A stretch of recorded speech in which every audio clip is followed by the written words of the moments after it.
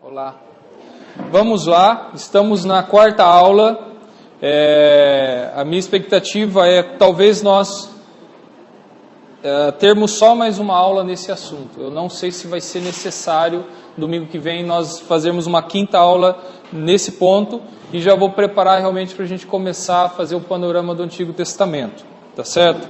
E às vezes podem surgir questões também. Gosto de lembrar para o pessoal também que às vezes eu estou falando, às vezes eu falo muito, falo rápido, mas se tiver algum comentário, alguma dúvida, pode levantar a mão, comentar, falar, perguntar. Se não souber, vou procurar e a gente vê um outro dia essa dúvida, mas fiquem à vontade de participar, de interagir. Às vezes talvez o meu jeito de ensinar, às vezes eu jogo muito em cima de vocês, né? E às vezes até poderia ser uma forma mais didática de levantar debates. Eu acho que talvez a minha preocupação é que tem tanto assunto para ser discutido que eu fico querendo correr com o material, né? Mas fiquem à vontade de parar e refletir, questionar. A gente está aqui para isso mesmo, tá bom? Então vamos lá. A gente vai continuar um pouco do que a gente tem falado. Eu só quero pegar dois exemplos. Um que foi o Max que compartilhou comigo essa semana. Mais um exemplo de Bíblia versus arqueologia, tá? Tô meio sensacionalista aqui no título, não é uma guerra, mas alguns pontos são colocados.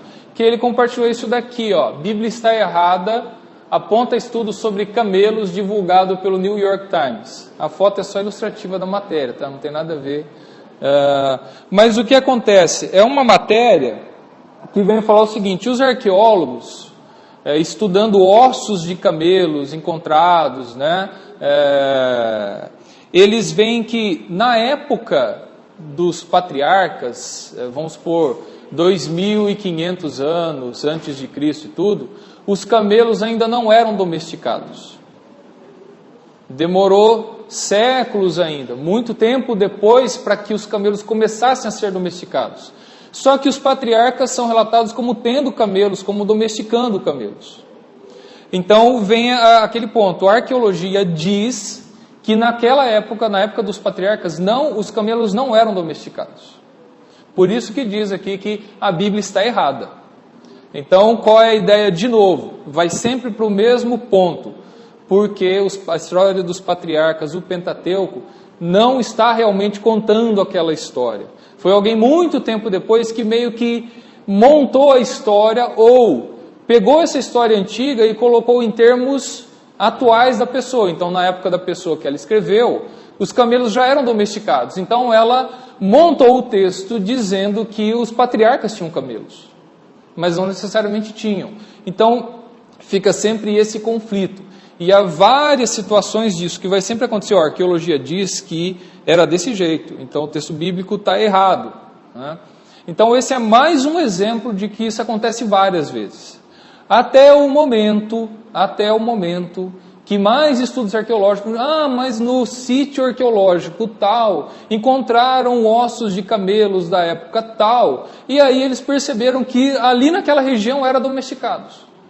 Como eu disse, quando começou lá no século 18 e 19 a debater a veracidade da Bíblia, a falar, Moisés nunca escreveu nada. Moisés nunca escreveu nada porque na época de Moisés a escrita ainda não havia sido desenvolvida. Aí continuou a arqueologia e descobriu, não, 2000 anos antes de Moisés já existia escrita. Então, a arqueologia, a história e várias outras ciências, elas são dinâmicas. É até engraçado, né? Até num dos estudos que a gente fez aqui, eu estava falando disso também. Descobriram recentemente, olha só, na medicina, descobriram recentemente que o joelho humano tem mais uma ligação, né? Que não estava documentado em nenhum livro de medicina na história até hoje. E virou, tipo assim, um médico descobriu essa ligação aqui no joelho. Você fala, como assim descobriu? Estava escondido, né? Mas não existia na medicina até hoje. E foi o ano passado que foi documentado. Não, realmente isso daqui é uma ligação, né, do joelho, foi provado cientificamente que era uma ligação do joelho e foi classificado como uma ligação. E aí virou, sim, algo consenso na medicina. Então, e até mesmo, eu acho que no final da matéria, o cara dá uma atualização, né, Max? Falando, tem outros estudiosos que contestam isso, dizendo que há outros achados que confirmam, não é? Que confirmam que os camelos já eram domesticados. Então, quando você vai ver na mídia, vai estar assim, a Bíblia está errada. É fácil, é desse jeito que coloca. E por que coloca desse jeito? Porque é desse jeito que vai chamar a sua atenção. Se colocar assim, dados arqueológicos apontam divergência entre a Bíblia e alguns achados arqueológicos, não é tão sensacionalista quanto falar, a Bíblia está errada. É isso daqui que vai vender matéria, entendeu? É isso que vai vender assunto. Então, e veja que é coisa nova, tá? 14 de fevereiro de 2014. Pois não. Essa semana eu fui questionado pelo meu pai, né, sobre datas, exatamente isso, né? Eu estava lembrando uma vez o Adalto, o Lourenço estava me falando, que ele estava na praia com as filhas e pegou uma concha. Tinha acabado de morrer, ele até tinha a lesinha ainda, né? Ele levou para o laboratório nos Estados Unidos e fez o teste e pegou no 14. E deu que tem 400 anos, mas tem morrido no final de semana, não tem 400 anos. E aí então, é confiável, verdade? A pessoa não questiona, fala, não é confiável, não é 100% confiável. Assim como o pessoal fala às vezes que os crentes são ingênuos, de ouve e aceita qualquer coisa, você tem o pessoal do outro lado também. Exatamente isso para ele. Exato. E isso que eu acho interessante, por exemplo, das matérias, das palestras que o Adalto dá, é que ele mostra que entre os cientistas, eles não têm consenso como é vendido na escola para a gente, como é vendido em matérias, tipo a teoria da evolução. Tem um monte de questionamento, que para a gente só chega que a teoria da evolução, apesar de ainda continuar chamando teoria, já está provado, né? Então você tem um monte de assuntos que é vendido muito facilmente, é desse jeito. E é isso que a gente tem que levantar, esse questionamento de informações são dadas, muitas vezes elas não são explicadas. E o pessoal entrega ela muito redondinha para a gente engolir ela. E eu digo isso, infelizmente, dos dois lados. Tanto do lado, às vezes, da ciência é desse jeito, quanto às vezes dentro da igreja a gente quer esse pacotinho bonitinho, que não existe nenhum pontinho cinza, tudo branquinho, né? E a coisa não é simples assim, né? E o que a gente, eu acho que esse é um ponto importantíssimo, quando a gente está estudando tudo isso daqui. Debatendo sobre a veracidade da Bíblia, ou a confiança e tudo. Se nós andamos pela verdade, pela luz, a gente não tem o que temer. A gente não tem que ter medo de buscas científicas, de questões científicas. E a gente não tem que falar assim, levantaram esse assunto e eles estão vindo para detonar o cristianismo. Bom, você tem muita gente que está ali, o cientista, ele está, eu estou estudando aqui, eu estou levantando esse dado. Se ele se relaciona, se está certo ou se não está, às vezes os caras que acharam os ossos lá de camelo e fizeram a teoria, eles vão falar assim, bom, vamos ver se a gente acha um osso de camelo para falar que a Bíblia está errada. Quem fez isso é quem pegou os dados e interpretou dessa forma. E é isso que a gente tem que perceber, né? Mas se nós estamos andando pela luz e buscamos a verdade, a gente não tem que se preocupar. O que a gente tem que fazer é questionar as informações como elas chegam às vezes para a gente. Está pronto para questionar. E principalmente hoje no mundo da internet, porque o pessoal engole um monte de coisa que a internet está falando, que é tudo invenção, é exagero, é mentira, é brincadeira, né? A mesma coisa, por exemplo, quando alguém passa um link, quantas vezes eu já tive que chegar, gente, isso daqui é uma brincadeira, ou isso aqui é um exagero, ou não é verdade, né? E eu já tive que passar por várias situações de, infelizmente, portais gospel. Você não pode confiar. Infelizmente eu tenho que dizer isso. Você busque a fonte. E aí sim, quando eles citam a fonte, vai na fonte. Eu já dei o exemplo aqui quando começaram a falar de tatuagem na igreja. Tatuagem e piercing. Daí tinha, porque... outro melhor ainda, quando foi a questão do Harry Potter. Não, Harry Potter, porque tem criança fazendo culto satânico depois que assiste o Harry Potter. E passaram na igreja isso. Mostraram para os adolescentes, ó, tem criança indo para o satanismo por causa do Harry Potter, isso, aquilo, tal, beleza.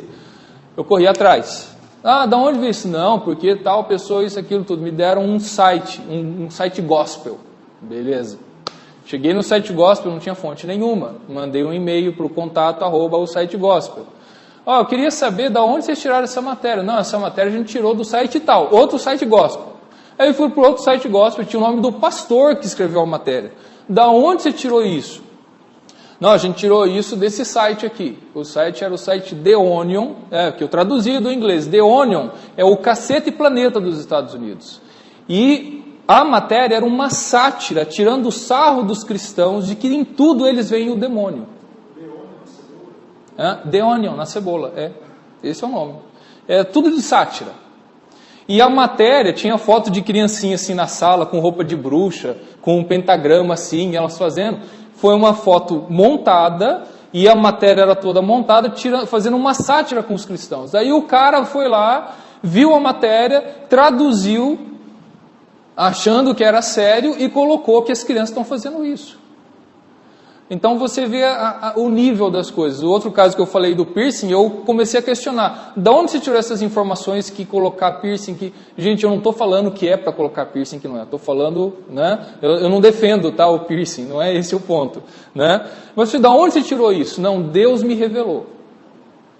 Antes ele falou que tinha vários documentos que provavam isso. Eu falei assim, então da onde você tirou esses documentos? Que se você coloca um piercing, você está fazendo um pacto com o diabo. Aí tem uma série de coisas. Da onde você tirou essas informações de que os antigos faziam um pacto, isso, aquilo, tudo? Não, tem vários documentos que mostram. Eu falei assim, então, mas me mostra esses documentos, ou me dá uma referência de um texto. Ele desconversou. Não, Deus tem mostrado para a gente que é isso mesmo. E não quis falar. Então é esse que é o problema. A gente tem que tomar cuidado, porque o pessoal exagera, o pessoal inventa coisa, né? E a gente tem que ver isso dos dois lados, né? Essa é uma preocupação. Então está aqui mais uma matéria que vem mostrar esse lado. E voltando para ela, às vezes você vai ter depois gente que vai contestar, não, essa informação falou do camelo que é isso, mas não é bem assim também, tá? E vice-versa. Outra coisa que eu vi ontem, um irmão aqui da igreja compartilhou, acho que com o Jonas e o Newton, eu vi essa matéria, essa daqui, ó.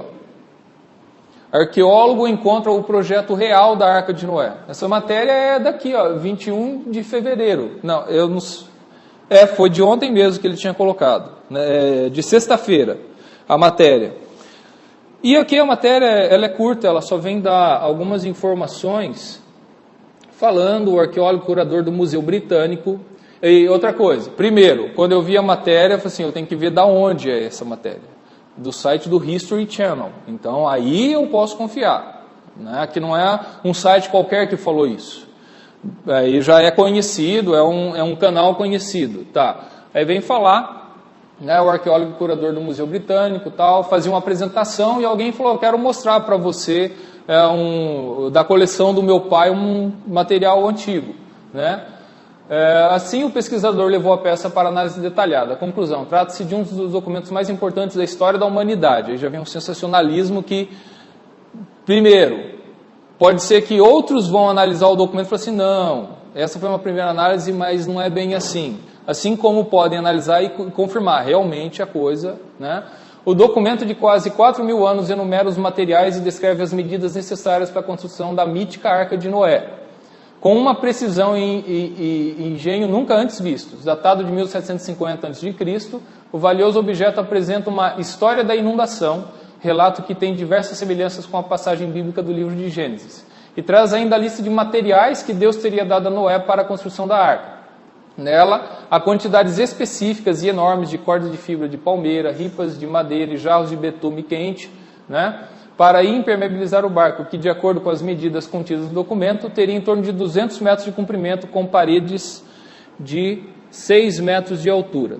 A informação mais curiosa é que, se a arca tivesse sido realmente construída com base nas medidas e características escritas, seu formato seria redondo, uma hipótese, segundo Finkel, que ninguém havia pensado. Então, essa aqui é a imagem. É um achado, uma coisa nova. E o que vai acontecer a partir de agora? Acabou de ser divulgada essa matéria. Outros arqueólogos, outros pesquisadores vão trabalhar em cima do material para confirmar realmente a datação, essas coisas todas.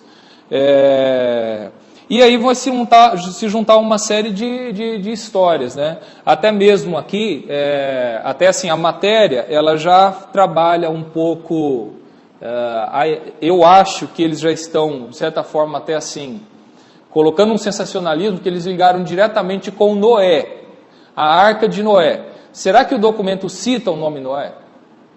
Entendeu? Ou ele está falando de uma arca. Entendeu? E eu estou dizendo isso porque em vários povos do Antigo Oriente existe a história do dilúvio. Que na Babilônia, o Noé se chama Atrahasis, que inclusive eu vou passar aqui daqui a pouco. Não se chama Noé, mas é só a diferença de nome, o significado e tudo. Mas o pessoal já liga automaticamente com isso. É uma matéria muito interessante, vamos ver se daqui a pouco a gente tem mais informações. E confirmaria, né? A maioria até os estudiosos concordam que houve, não o dilúvio descrito na Bíblia. Dizem que talvez tenha até uma matéria que fala no ano 5000 e tanto, houve um alagamento gigantesco em toda aquela região ali, o Tigre e o Eufrates subiram absurdamente e chegou até o mar lá, foi até lá para o lado, não é o Negro ou o Cáspio, eu não lembro qual que é ali mais perto, né? Então, que foi uma coisa gigantesca, mas não foi em proporções mundiais como estaria sendo descrito na Bíblia. E que isso gerou os mitos do dilúvio. Então, essa é a versão científica do que aconteceu, né? Então, mas em vários povos, até a Pri estava vendo essa semana, né, um documentário sobre isso, de que há centenas de povos que têm uma história antiga de dilúvio. E a história de um herói que sobreviveu. Então, todos fizeram uma arca para sobreviver. Então existem vários povos essa história. Nos povos antigos, no Egito, na Síria, na Babilônia, em Israel, em vários povos, a mesma história existe, só que com visões diferentes, nomes diferentes, contextos diferentes, mas a mesma história. Houve um dilúvio, havia um escolhido por Deus, ou pelos deuses, por algum dos deuses que ia ser salvo numa arca. Isso existe em vários povos, a mesma história. Isso a ciência confirma, é só você ver o material antigo desses povos, tá certo? Mas vamos continuar, né, alguns exemplos. Criação e dilúvio comparado com outros textos antigos. É isso que eu acabei de falar aqui, o Atrahasis e Noé. Deixa eu ver se eu pego aqui. Eu não queria abrir aqui nesse negócio. Esse computador está com Windows 8, eu ainda estou aprendendo a trabalhar com ele. Espera só um pouquinho. Abrir com Adobe Reader. Ok. Deixa eu ver se é esse. Bom, é esse daqui que vai dar vários dados. Deixa eu ver se eu pego o outro. Só um instante. Opa, era esse daqui. Aqui, ó, só o resumo, a Wikipédia tem um resumão. Atrahasis. A chamada epopeia de Atrahasis é um poema épico da mitologia suméria sobre a criação e dilúvio universal. Sua cópia mais antiga data de 1600 a.C., quando a civilização suméria desaparece ante as invasões dos hititas. E aí ele vai dando... Aqui vai falar a antiga foz do rio Eufrates, é um dos mitos da criação mais antigas, porque na narrativa da criação deles, os deuses estão cavando os rios, vamos dizer assim, o Tigre e o Eufrates e tudo mais. Só que vamos aqui para a narrativa. Estando os deuses reunidos, Anu, pai dos deuses, admite que os rebeldes tinham motivo para suas queixas. O que era? Os rebeldes existiam os deuses superiores e os deuses inferiores. Os deuses inferiores, eles serviam os superiores, e eram os inferiores que estavam fazendo a terra, moldando ela, cavando os buracos para fazer os rios e tudo mais, né? Só que eles se rebelam, porque eles estão tendo trabalho demais, né? Os deuses decidiram, então, criar o homem para que este se encarregasse do serviço dos deuses. A Ea, ou Enki, deus das águas, deu então o seguinte conselho, que se degolasse um deus, e todos os demais deuses se purificassem no banho do seu sangue. E que a sua carne e o seu sangue, Ninto, a deusa mãe, misturasse um pouco de argila. Essa deusa, a Ninto, que ia juntar essa fórmula, né, de carne e sangue com argila, de maneira que aqui Deus e homem estivessem misturados, constituindo assim uma só carne e um só espírito. Essa é o relato de como os deuses criaram a raça humana, né? Os deuses presentes concordaram e degolaram um deus desconhecido. E a Deus Mãe chamaram então as 7 genitoras que se puseram a pisar argila ao som dos encantamentos mágicos. A deusa Mãe cortou então 14 pedaços de argila. Tem alguém mexendo na luz lá. 7 à esquerda e 7 à direita. E as deusas deram à luz 7 varões e 7 mulheres que imediatamente foram juntos aos pares, e a raça humana recebeu as leis do trabalho. E o que vai acontecer aqui, eu acho que não vai falar aqui do resto, do épico. Não. A gente pode ir para o outro.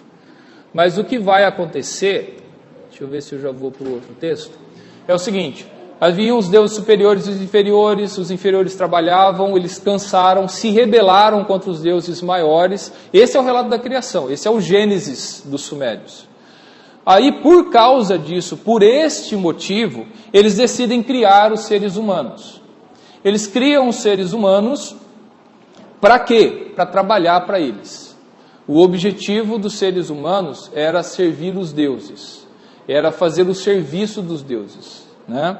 E aqui vem dar vários exemplos, e a gente vê algumas coisas aqui, ó.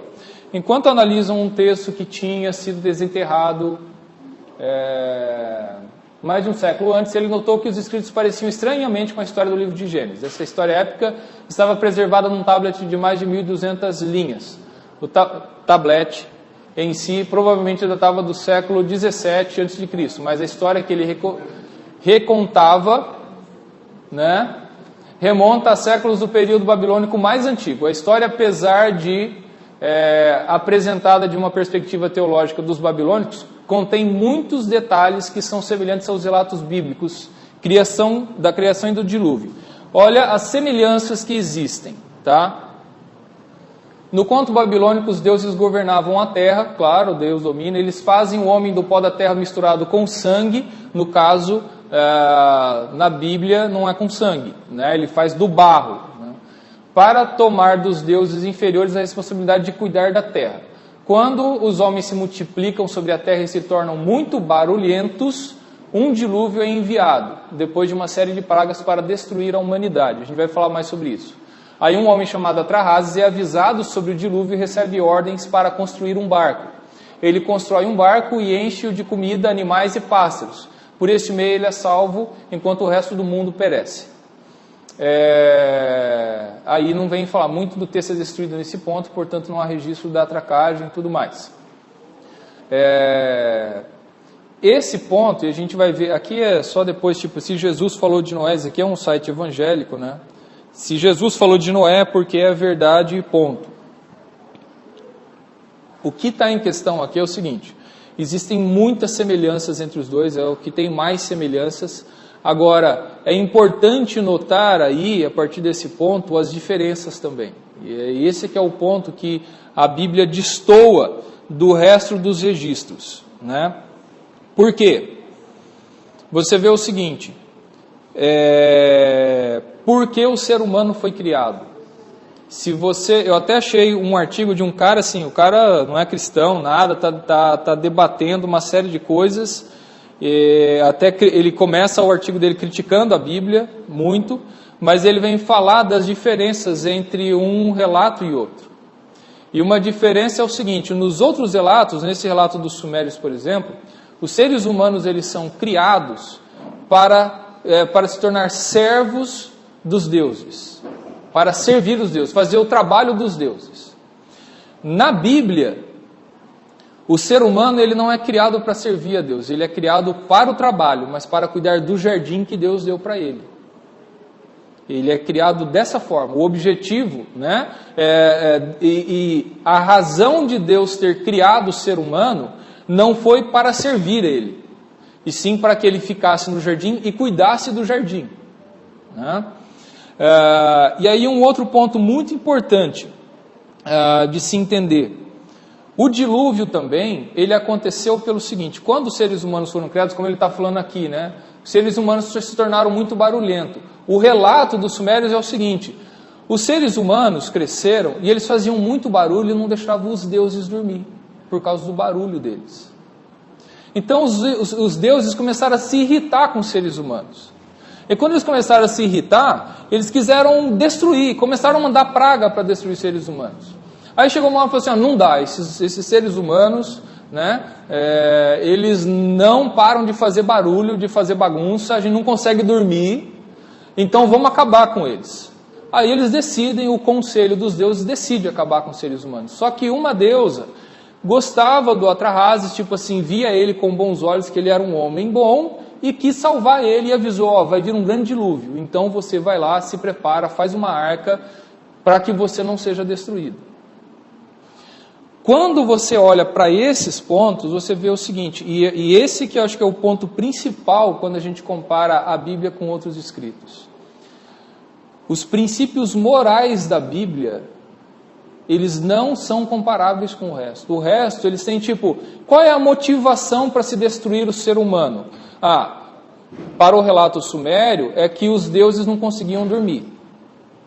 Para a Bíblia, é porque o ser humano estava corrompido, era por causa do pecado, era por causa do lado moral. O ser humano não tem jeito. Eu vou destruir todos esses, deixar esse homem que tem andado comigo para ver se a gente começa de novo. Então existe um princípio moral para isso. A Bíblia tem um princípio moral para as coisas acontecerem, o que não acontece nos outros relatos.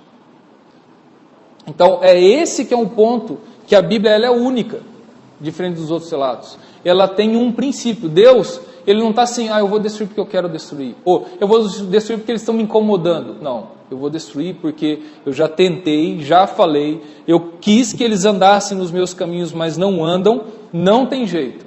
Então Deus dá uma razão lógica e moral para a destruição, e não uma coisa assim, tipo, eles estão me incomodando, eu quero acabar com eles. É isso que a gente tem que notar, que a Bíblia ela é diferente nesse sentido, tá? Desses outros relatos. Então você tem vários relatos e coisas assim, às vezes meio estranhas, coisas estranhas. Mas a Bíblia ela tem esse ponto que a gente tem que notar, perceber essa diferença, que é muito legal de ver isso. Né? Deixa eu até ver. Outra coisa. Eu já falei aqui do vegetarianismo, né? Eu não sou vegetariano, tá? Muito pelo contrário, mas você pode ver em Gênesis 1, 29 a 31, alguém leia por favor, que Deus criou o ser humano vegetariano. Tá? Quer você queira, quer não, Deus criou o ser humano vegetariano. Então, alguém leia Gênesis 1, 29 a 31, não só os seres humanos, como todos os animais eram vegetarianos. Alguém leia por favor.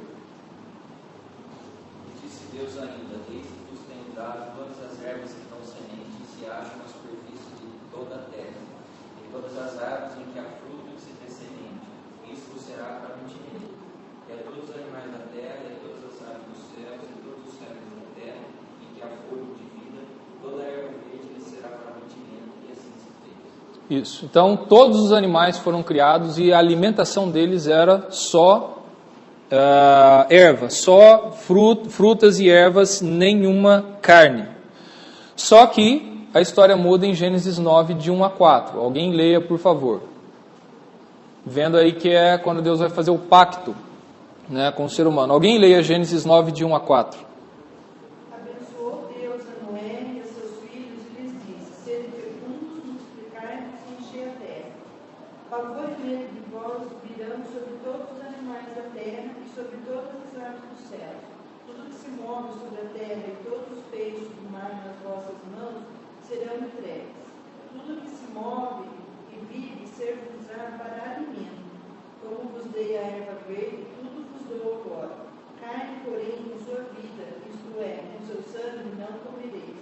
Isso.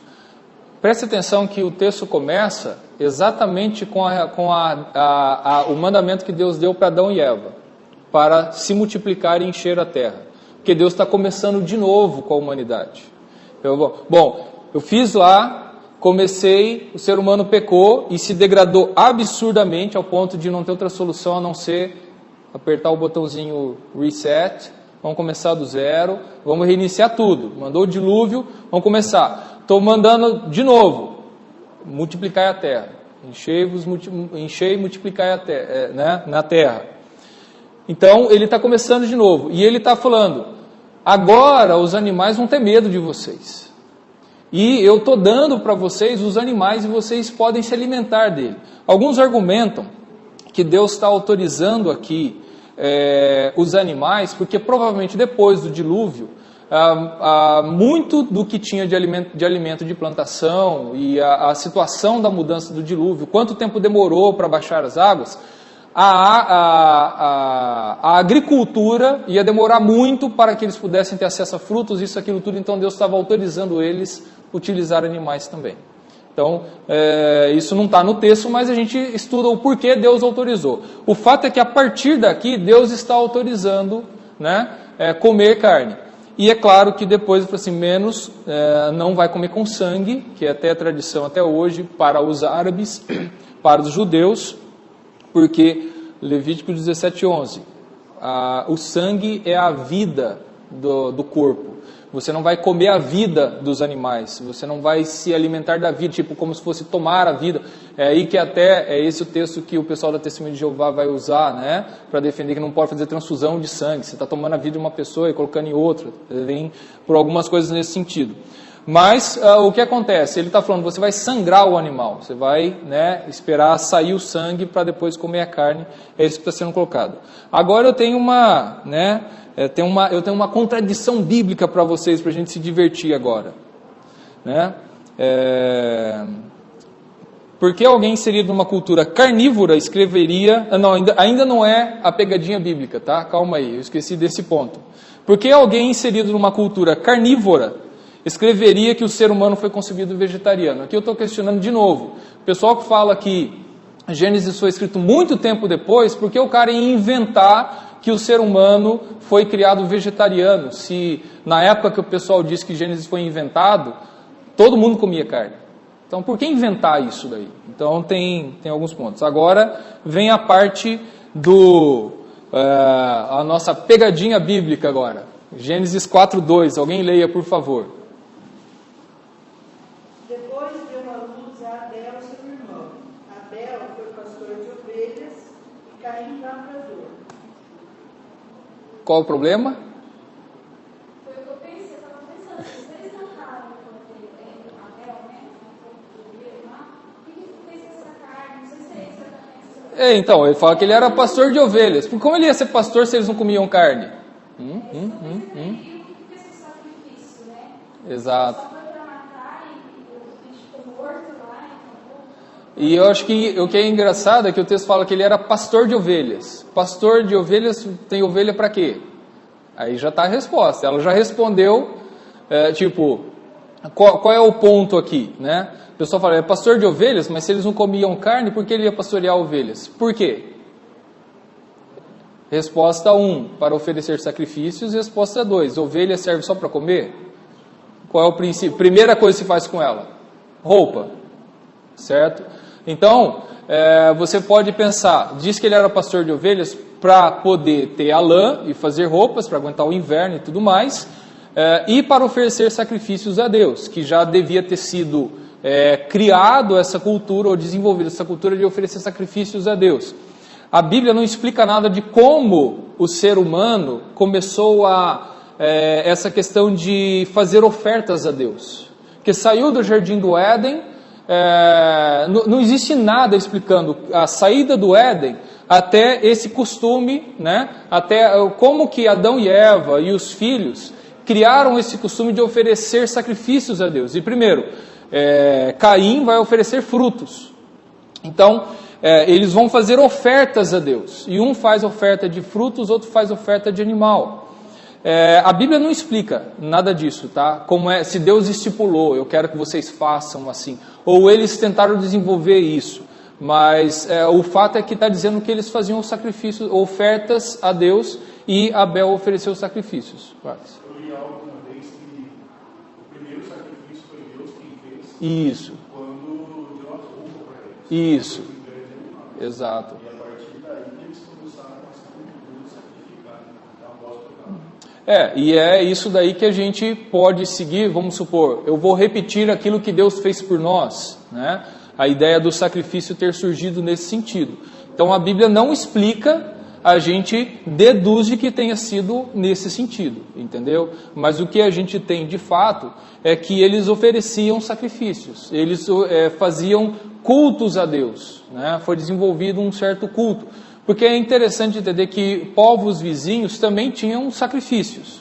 O problema eram os povos que chegaram ao ponto de oferecer sacrifício de crianças e tudo mais, né? Mas tinham o sacrifício de animais. E esse que é interessante, né? Dilúvio, sacrifício de animais, essas coisas, todos os povos, por mais longe que estivessem, tinham essa mesma cultura, que vem de novo a ideia de que talvez tenha tudo saído do mesmo bloco, né? Como é que culturas tão distantes e tão diferentes se desenvolver as mesmas ideias, né? Então, por isso que a gente tem a ideia de algo muito mais centralizado. Então, é isso, como foi colocado, para roupas e sacrifícios, né? É o que pode ter sido o caso de Abel, tá certo? A razão do porquê eles tinham esses animais, tá certo? Vamos adiante. Mudando de assunto, né? Ainda falando sobre apologética. Deus comandar mortes. Deuteronômio 20, 16 a 18. Eu acho que eu já toquei um pouco nesse assunto também, eu não lembro em que estudo, mas gostaria que alguém lesse Deuteronômio 20, de 16 a 18, que esse é um outro ponto que ele é muito atacado, é muito criticado, o Antigo Testamento ou a Bíblia por causa disso. Alguém leia, por favor.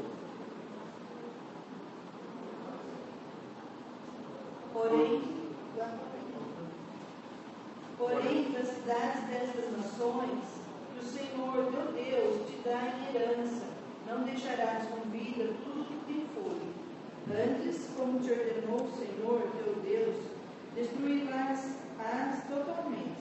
Os heteus, amorreus, cananeus, perezeus, os heveus e os jebuseus, para que não vos ensinem a fazer segundo todas as suas abominações que fizerem a seus deuses, pois pecaríeis contra o Senhor vosso Deus.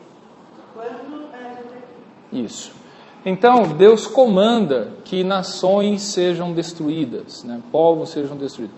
De novo, nações, é até difícil falar nações, por exemplo, alguns acham que lá em Jericó, quando Josué dá a volta em Jericó, era uma cidade pequenininha.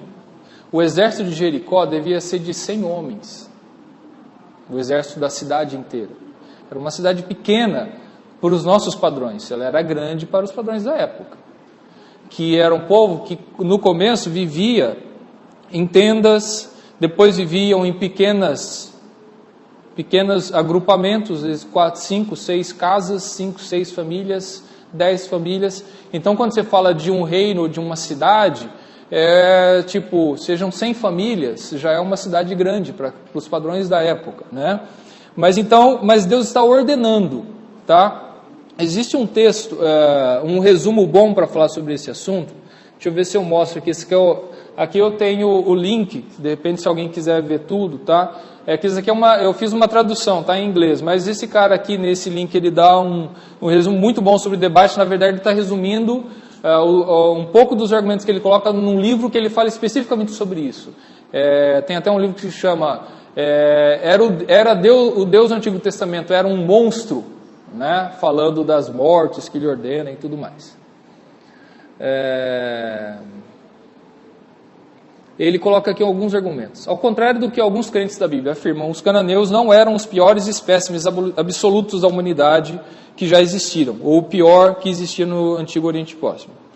Essa foi uma situação histórica única e irrepetível. Ele está falando do texto que a gente leu, tá? Irrepetível, e não podíamos justificar Israel de atacar os cananeus, a menos que Deus tivesse ordenado isso por revelação especial. Ou seja, não existe justificativa de um povo ir lá matar o outro, tomar o lugar do outro, simplesmente porque eles quiseram. Isso não tem justificativa. Só se justifica, a gente vai até falar um pouco disso, se realmente foi uma revelação direta de Deus de fazer isso. de que é Deus fazendo isso, só se justificaria nesse sentido. Mesmo assim, Deus esperou pacientemente mais de 400 anos até que os cananeus estivessem maduros ou prontos para o julgamento, para serem colhidos do julgamento. Embora isso significaria escravidão de Israel no Egito. Porque aqui em Gênesis 15, 16, se vocês quiserem ver, Deus vai falar assim, Deus está falando para Abraão, ainda não está na hora de eu julgar os cananeus. E vocês vão ainda para um outro lugar. Deus já está falando, primeiro eu vou fazer vocês passarem 400 anos no Egito, para depois sair de lá, que aí eu sei que os cananeus não vão ter jeito mesmo, e eu vou exercer meu julgamento contra eles, vamos supor. Com este acontecimento, Deus trouxe julgamento justo sobre os cananeus, uma espécie de punição capital social. Deus dirigiu essa destruição, no entanto, menos contra as pessoas cananeias, quanto contra a religião cananeia.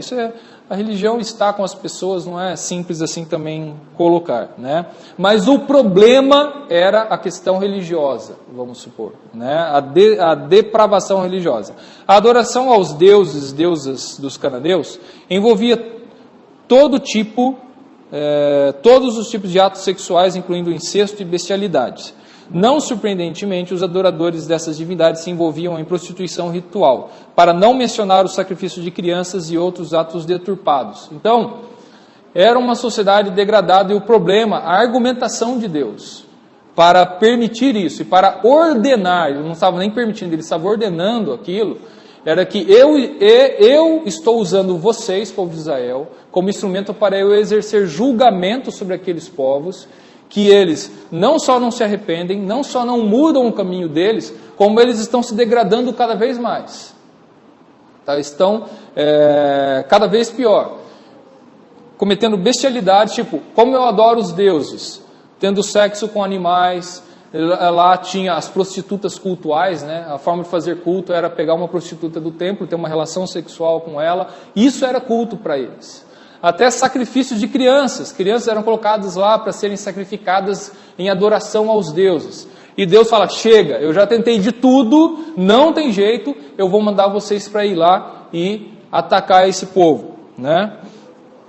Em nossa cultura saturada de sexo, muitas pessoas não parecem preocupadas com a imoralidade sexual e a destruição que provoca nos indivíduos, famílias e sociedade. Nossa raiva pode incendiar-se contra o racismo, a discriminação de gênero, mas a sociedade de hoje tem afadigado nossos instintos morais quando se trata de outras atividades que destroem a alma. A ira de Deus contra o suicídio moral e espiritual da sociedade, ele dizendo chega, acaba por ser um sinal de preocupação moral. Então é fácil o pessoal, hoje, no mundo de hoje, falar de, se o cara quer ter sexo com animais, problema dele, deixa ele ser feliz.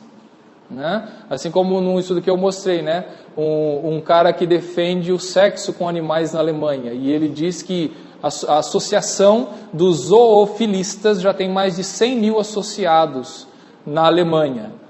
Uma pessoa que tenho como amiga no Facebook pediu para denunciar uma página no Facebook brasileira de pessoas que têm sexo com os animais, com os cachorrinhos que eles têm.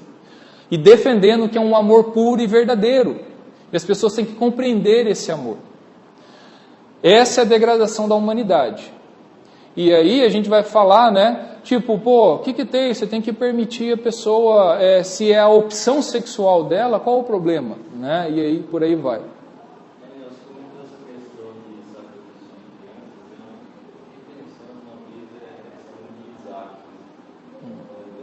Sim.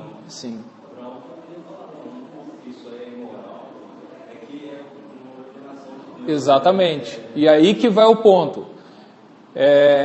E é até interessante a história, porque Deus manda Abraão fazer o sacrifício do filho. E aí que vem, aí Deus colocou ele nessa tensão, Primeiro, é meu filho, ponto. Já era suficiente para ele falar, não quero fazer. Segundo, é algo imoral, vamos supor, totalmente errado. Por outro lado, Deus veio e falou na minha cara, eu quero que você faça isso. Como é que eu trabalho essa tensão? E aí, Abraão veio para o lado, não, eu tenho que obedecer. É claro, você pensa nas circunstâncias.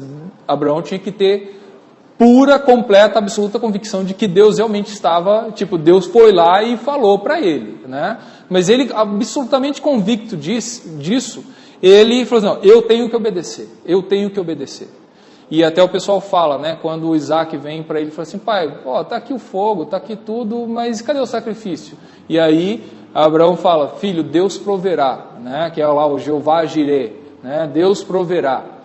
E aí já dizem, Abraão crendo, Deus sabe o que está fazendo, eu não sei o que ele está fazendo, mas ele sabe o que ele está fazendo, e até Paulo vai interpretar isso lá na frente, né?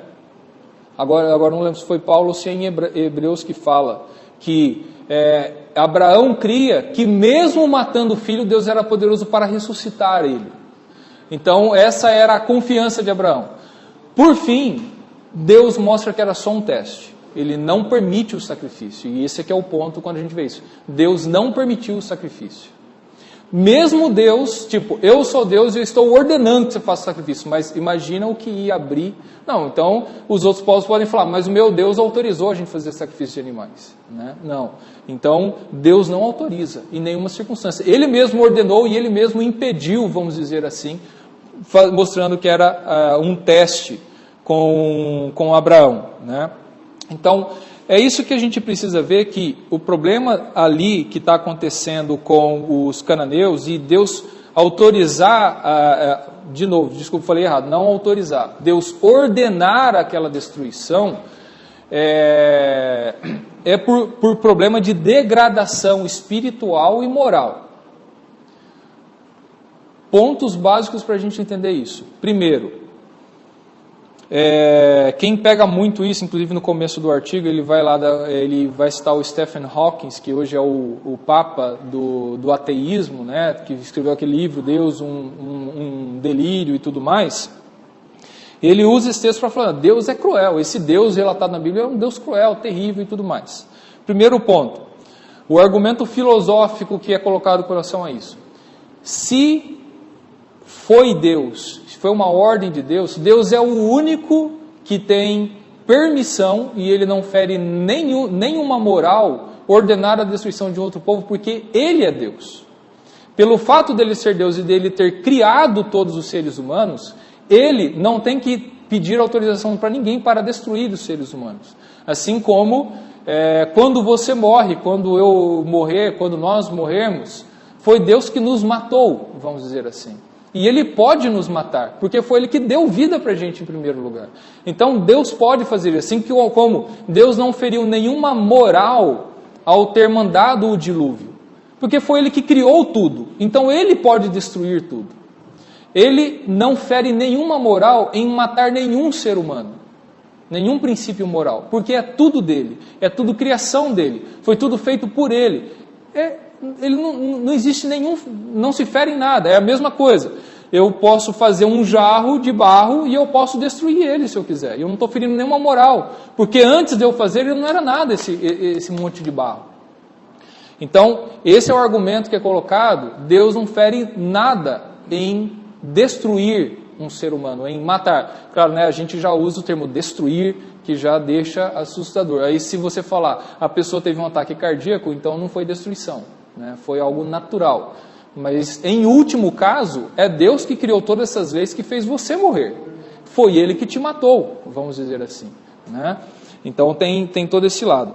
Outra coisa, não vai dar tempo de mostrar tudo aqui, mas o cara aqui ele mostra um artigo que quando mostra essa destruição, e até alguns textos falam assim, nós dizimamos os povos, você vai ver pela própria história que não é bem assim que os povos todos foram dizimados, que não sobrou ninguém. Por exemplo, Davi, ele tomou a cidade de Jebus, que tinha os jebuseus, que virou Jerusalém, mas você vai ver lá na frente, até no profeta Ezequiel, ele citando os jebuseus. Ou seja, eles não foram lá e acabaram com todo mundo, sobrou ninguém. Sobraram pessoas dos povos, inclusive cananeus que sobreviveram. Outra coisa, se Deus fosse um genocida, exterminador de raça, por que Israel ia manter Raabe, que além de ser cananeia, era uma prostituta? Mas eles preservaram ela. O problema não era assim, acaba com esse povo, eu não quero saber de ninguém. Muita gente desses povos sobreviveu e foi inserido para dentro do povo de Israel. Eu já até mostrei textos que mostram, né? O cara tal, de tal tribo, vamos dizer assim, que não era de nenhuma das tribos de Israel. Então um monte de gente dos outros povos foram inseridos em Israel. Gente que sobreviveu, que ficou e virou parte do povo. Então, e por último, para fechar esse assunto, a mesma coisa que está acontecendo aqui com os cananeus, Deus fez com o povo de Israel. É que você não está, né? A gente está aqui nessa perspectiva de Deus com o povo de Israel, que a Bíblia está mostrando essa perspectiva.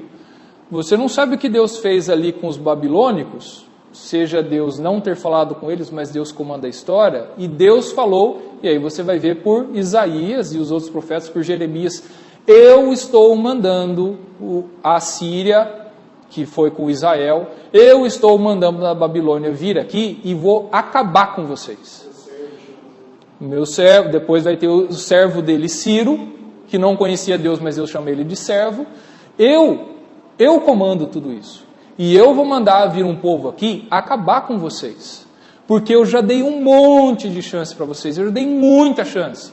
E eu já tinha falado lá nas leis com Moisés, 5 etapas. Se vocês fizerem isso, eu vou mandar isso. Se vocês ainda não se arrependerem, eu vou mandar isso. E vai 5 etapas até a última. Se ainda assim não se arrependerem, eu vou mandar um outro povo para acabar com vocês. E é isso que acontece com a história de Israel. A mesma coisa que Deus mandou Israel entrar e acabar com os povos de Canaã, Deus vai fazer mais tarde com Israel. Porque Israel falha e erra. E se mistura com os outros deuses. E aí Deus manda, Deus destrói, morre muita gente, acontecem atrocidades, até o ponto de mães comerem a carne dos filhos, né? Porque naquela época o pessoal fazia cerco e esperava acabar a comida, acabar tudo. Isso você vê na história recente, né? Na Segunda Guerra Mundial, né? Que aconteceu muito na Rússia, isso também, existem histórias desse sentido, existe aquela história, né? Acho que é em Lamentações, né? Que vai falar, vamos comer, vamos fazer o seguinte, hoje a gente mata o seu filho e assa o seu filho, amanhã a gente assa o meu. Né? Então essas atrocidades absurdas que aconteceram em toda a história da humanidade, né? Em todas as guerras, infelizmente coisas que assustam a gente, aconteceu em Israel também. Né? Só que Deus está estabelecendo julgamento contra aqueles que ele já deu muita chance e não se arrependem. Né? É claro que nessa história muitos inocentes sofrem, vamos dizer assim, crianças pequenas e tudo mais. E não que Deus eu tenho prazer nisso. Né? Essa é consequência dos atos dos pais, dos mais velhos, dos povos. Existe uma série de coisas nesse sentido. Tá certo? Eu acho que nós terminamos por aqui. Deixa eu ver se eu tinha... Eu só queria... Só esperar mais um pouco, colocar outro argumento aqui. E essa questão, eu sei que já deu o horário, mas eu queria terminar isso. Outro ponto colocado. Eu ouvi isso recentemente do filho da Elô, o João Vitor. Ele falou assim, mas naquela época do Antigo Testamento tinha poligamia, Abraão tinha várias mulheres, outros homens, Salomão, Davi, tantos, né? Como é que Deus aprovava esses costumes? E Deus não reprovava esses costumes ou coisas assim. Bom, Deus tinha estabelecido algumas regras, leis e tudo, e algumas coisas aconteciam, não que Deus tinha autorizado ou liberado, mas talvez ele tolerava. E eu respondo essa pergunta com uma outra pergunta. Essa daqui seria a nossa pergunta, vamos supor, para Abraão. Né? Abraão, como é que você fala que você é crente, cara? Tendo mais de uma esposa, né? Aí o Abraão responderia assim, como é que Deus pode abençoar vocês que têm contato físico antes do casamento? Antes de casar você beijava, você tocava na mão de uma mulher, antes de estar casado. Isso era absolutamente inadmissível em toda a história do Antigo Testamento e do Novo Testamento. Naquela época era inadmissível sequer você tocar na moça que vai ser a sua esposa, ou no moço que vai ser o seu marido. Isso era absolutamente inadmissível para eles. E se o Abraão visse você, crente, namorando, né? Nós namorando, falou assim, parou, não é crente. cara ainda fala que é pastor, você está segurando a mão da moça que não é casada com ele ainda. Acabou. Não é cristão. Então nós temos questões culturais que para a gente é fácil nós julgarmos aquilo que acontecia naquela época, às vezes sem perceber o que para nós parece tão natural, né? Escândalo, as irmãs aí mostrando o braço. Olha, os irmãos, ó, o cara está usando bermuda, aí acabou, aí não tem conversa, né? É muito fácil, exatamente, né? Na praia, então acabou, aí já está no inferno, não tem salvação. Então, para nós é muito fácil nós julgarmos essas coisas, questões culturais, sem olhar qual é o contexto da época, qual era a realidade da época. A gente pega a nossa moral e fala, essa é a moral de Deus, e a gente estabelece isso porque o Abraão não está seguindo a moral que Deus estabeleceu, né? Então a gente tem que tomar muito cuidado com isso. Não sei se coloquei mais algum comentário. Eu vou terminar aqui, eu ia passar mais uma parte, mas já estourou o tempo, né? Que horas são agora? Então nós vamos parar aí, eu ia falar de mais um assunto, eu passo esse assunto na próxima aula. Deu para entender esse último ponto? Esse argumento, às vezes a gente...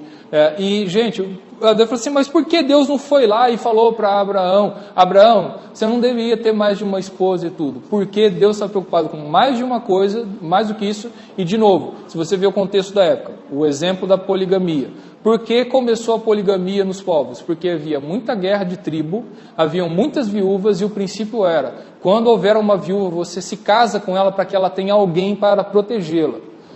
Isso até hoje com os muçulmanos que permitem a poligamia. Para começar, um muçulmano ele pode ter mais de uma esposa, mas ele só pode ter mais de uma esposa se ele puder dar as mesmas condições que a primeira esposa. Ele não pode ter uma com uma casa boa e outra com uma casinha. Tem que ser exatamente a mesma coisa. E eles dizem que começou isso porque haviam muitas guerras, muitas viúvas e muitos órfãos. E os homens adotavam, tomavam essas mulheres, bom, você agora é minha esposa, né? Outra coisa, mais absurda ainda, né? Já vimos aqui, e Jesus trata o caso. Vamos supor, se eu estou casado com a Pri, eu morro, nós não temos filhos. Aí o Newton tem que tomar ela como esposa e gerar um filho para eu ter descendência. Absurdo. Você vê que os saduceus fizeram esse argumento com Jesus, né, sobre a ressurreição.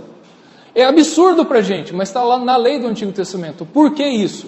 Se você vê o contexto, a cultura da época, as necessidades da época, você vai entender. Tá? É diferente de hoje. Hoje é um absurdo, absolutamente inaceitável para nós. Naquela época era totalmente aceitável. Então a gente tem que entender esses pontos. Vamos ficar em pé.